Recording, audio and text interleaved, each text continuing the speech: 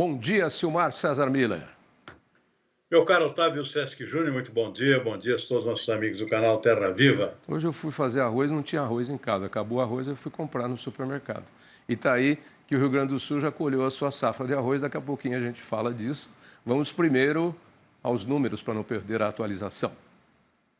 Tavinho, o mercado de câmbio está dando um refresco hoje, caindo o dólar aqui 0,4%, R$ 5,40 a cotação da moeda americana.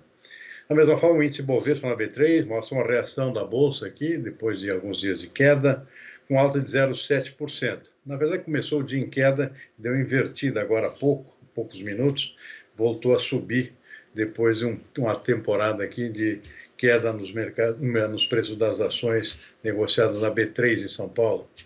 Mercado de petróleo lá fora com alta, subiu ontem, volta a subir hoje, 0,6% agora há pouco, $84,80 o barril. O pessoal está prevendo aqui uma disparada no consumo agora, está chegando o verão no hemisfério norte, o pessoal viaja muito, o petróleo está reagindo aqui diante dessa expectativa de maior demanda nos próximos meses. E sobe bem, já subiu bastante ontem, volta a subir hoje. Mercado de commodities agrícolas, soja tombou ontem, soja e milho caíram muito. Hoje, uma pequena recuperação, soja voltando a subir, 0,6%. Não é muita coisa, mas é melhor do que queda. Milho também sobe 1,1%. O trigo está dançando de um lado para o outro, agora estava caindo um pouco na Bolsa de Chicago, 0,3%. Na Bolsa de Nova York sobe o açúcar bruto com alta de 0,6%. Suco laranja também com valorização, 0,6%. Cacau dá uma disparada, ontem caiu. Então, volta a subir agora, 2,3%. É um mercado que, na verdade, segue muito aquecido por conta de queda na produção mundial. Na contramão, café arábica cai 0,8%, o algodão também, menos 0,2%. Boi gordo no mercado futuro da B3, valorizado hoje, está subindo bem até 0,5%, contratos de juros negociados na B3 em São Paulo. Tavinho, esse é o retrato do mercado neste momento. Bom, já que você deu alguns números aí da economia, vamos seguindo por aí. Em meio a um cenário de piora das expectativas que a gente vem acompanhando aqui, comentando, que a gente viu inclusive ontem através do Boletim Focus, o Comitê de Política Monetária do Banco Central se reúne nesta semana para definir os rumos da taxa básica de juros da economia brasileira.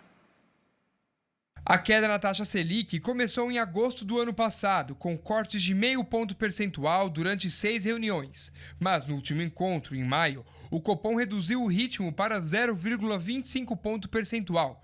E de lá para cá, o cenário, na avaliação dos analistas, piorou. A expectativa agora de boa parte do mercado financeiro é de que o Banco Central mantenha os juros no atual patamar em 10,05% ao ano.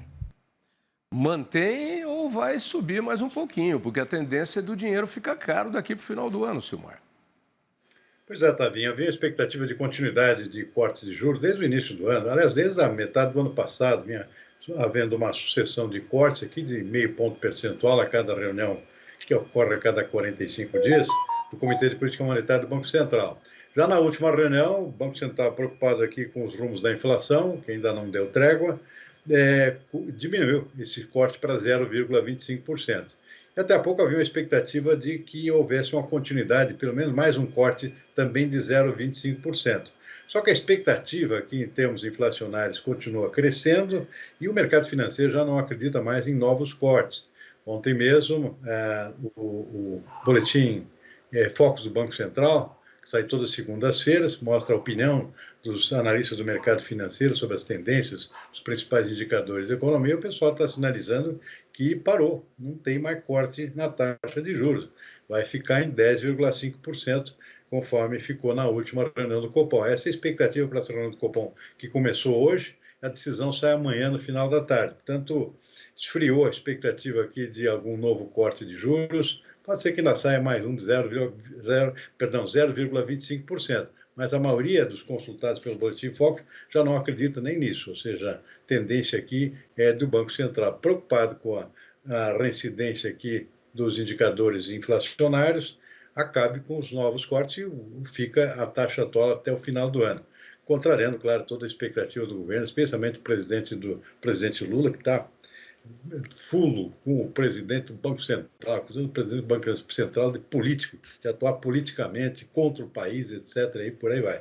Na verdade, ele está adotando uma posição colegiada, né? Um colegiado lá de 9 membros, o presidente do Banco Central é apenas uma peça desse quebra-cabeça aí que se chama decisão sobre política de juros no país. Há uma votação, todo mundo vota de acordo com a sua consciência lá, de acordo com as suas inclinações, dali sai a taxa básica de juros. O presidente do Banco Central tem o voto em Minerva, é verdade, para desempatar. Mas já houve ocasiões aqui, inclusive, que ele foi a favor de cortes maiores dos juros, ao contrário do colegiado. Então, a decisão, no fim, na verdade, tem um cunho mais técnico do que político. É difícil fugir dessa equação. Mas vem sendo acusado aqui pelo presidente Lula de atuar politicamente na definição dos juros, contra o país, segundo o próprio Lula. A sua defesa aí para o presidente do Banco Central. Nós não temos nada com o presidente do Banco Central, nem com o presidente do Brasil. Não temos nada com ninguém. Nós estamos aqui para analisar os fatos. E muito boa essa sua colocação. As pessoas, e no caso aí, o governo acusa o presidente do Banco Central de agir contra o país, e ele é só o presidente. Temos ali um colegiado que administra a taxa de juros. E você disse bem, ele é o voto de Minerva. Mas ele não tem precisado utilizar o seu poder de voto de Minerva há muito tempo. Porque é claro e óbvio quando a taxa de juros deve baixar ou deve subir. E agora deve subir. Então não está agindo contra o Brasil. Quem age contra o Brasil são outras pessoas. É esse cidadão aí que escreveu o projeto da lei do aborto, é o pessoal que queria importar arroz quando não precisava. O problema de vacina não se resolve no Brasil. Lembra, na época da Covid, brigava o governador de São Paulo com o presidente da República, com o Butantan, com a Pfizer, com não sei quem. Todo mundo brigava e não tinha vacina. Hoje ninguém briga mais, mas também não tem vacina. Tem vacina para gripe em São Paulo, mas não tem vacina de dengue para as crianças que tomaram a primeira dose e precisam tomar a segunda dose. E não tem vacina de Covid para quem quer tomar a vacina de Covid. Então, a lenga-lenga continua. A lenga-lenga do Brasil continua. É um absurdo esse Brasil. Essas pessoas, sim, trabalham contra o Brasil. Inclusive, quem devia mandar vacinas é Brasília, né? Foram pedidas, mas não chegam. É impressionante, né, Silmar? É verdade. Aliás, tem mais uma notícia que você supõe que vai comentar daqui a pouco, que é esse negócio de importação de arroz. É um negócio contra o país, né? Você gastar dinheiro público sem necessidade, né? É outro absurdo que aparece aqui nas decisões, aí, entre aspas, do governo. Né? Impressionante. Vamos lá, então. Vamos à reportagem, aos números, porque aí a gente comenta em cima de números, porque aqui nós não praticamos achismo. Aqui nós trabalhamos em cima de dados, não de hipóteses. Como desde o começo estamos falando que não precisava importar arroz, desde o primeiro dia que surgiu essa lorota aí. A colheita de arroz foi concluída no Rio Grande do Sul e a produção foi de mais de 7 milhões de toneladas. Dos 900 mil hectares de arroz irrigados semeados na safra, foram colhidos cerca de 851 mil hectares, 94% de toda a plantação. A perda causada pelas enchentes é estimada em apenas 5% dessa área plantada. As informações divulgadas pelo Instituto Rio Grandense de Arroz serviu para o setor reafirmar que não há justificativa para a importação do grão pela Conab, que foi anunciado pelo governo federal, mas acabou sendo cancelado após denúncias de irregularidades. Não tem e nunca teve necessidade de importar arroz. E o Brasil exporta arroz, inclusive. Está aí esse número, tem um estoque de passagem, acho que de 1.700.000 toneladas, que já estava lá, se eu não me engano. Enfim, não precisa importar arroz. É coisa de gente mal intencionada. Eu falo aqui, é coisa de gente que quer gastar o nosso dinheiro, quer gastar não. Muito provavelmente vai ficar com parte, né, Silmar? Porque gastar um dinheiro que não existe para coisa e quando deveria ser utilizado para outra coisa é um mau uso do dinheiro público. Não sei se alguém já ouviu essa expressão, mas é uma coisa muito praticada no Brasil.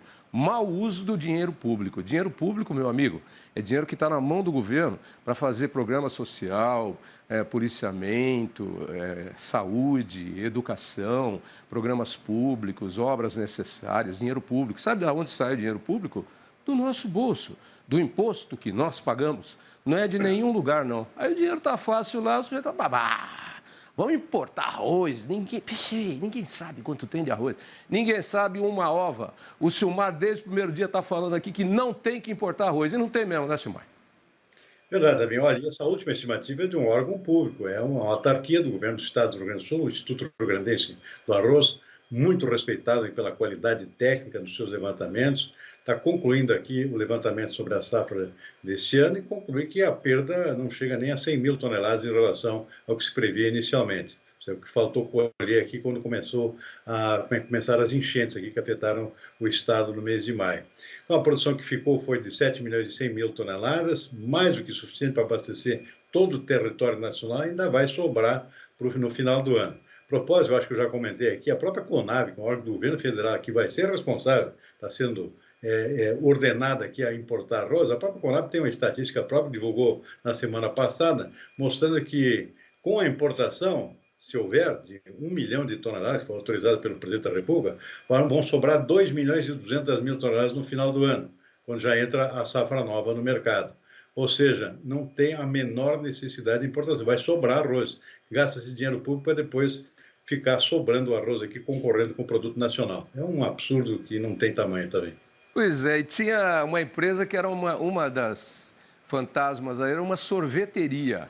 Entrou na concorrência do arroz e importar o arroz. Eu conheço sorvete de tudo quanto é sabor, até de frutas do Cerrado tem lá.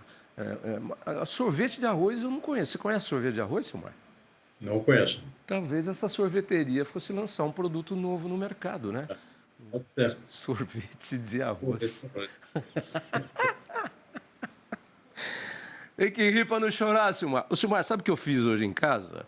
Deixei pronto já. Não te mandei a foto. Eu fiz um Chuck Eye Roll. Sabe o que é um Chuck? É a menor ideia. Chuck Eye Roll. É que algumas carnes estão sendo rebatizadas, alguns cortes. O Chuck Eye Roll nada mais é do que o miolo do acém do gado Angus. Ó, Opa. fiz na panela, já provei. Tá bonitão aqui. Ô, Tuyo, você consegue fechar aqui, ó? Vou mostrar pro Silmar aqui o Chuck Eye Roll. Olha aqui. Olha lá, hein, Tuyo? Olha aí, Silmar. Tá aqui o Chuck Eye Roll. Eu não conhecia. Não conhecia? É o miolo do acém. É o miolo do acém, só que do Angus. Ah, mas ficou bom. É que você não está aqui, senão eu te convidava para almoçar. Você está longe. É interessante que, normalmente, é uma carne dura, né? Pelo menos tem essa pecha aqui de carne dura, né? Mas o miolo do acém, de um Angus, deve ser coisa bem diferente, certamente. Rapidinho, na panela de pressão, meia hora, 35 minutos, já está derretendo. E, ó, bom demais. Quando você vier a São Paulo, eu vou fazer um Chuck Eye Roll para a gente saborear, tá bom? Bom apetite, Savinho. Um abraço, boa terça-feira e até amanhã. Tchau, Silmar. Obrigado. Até amanhã.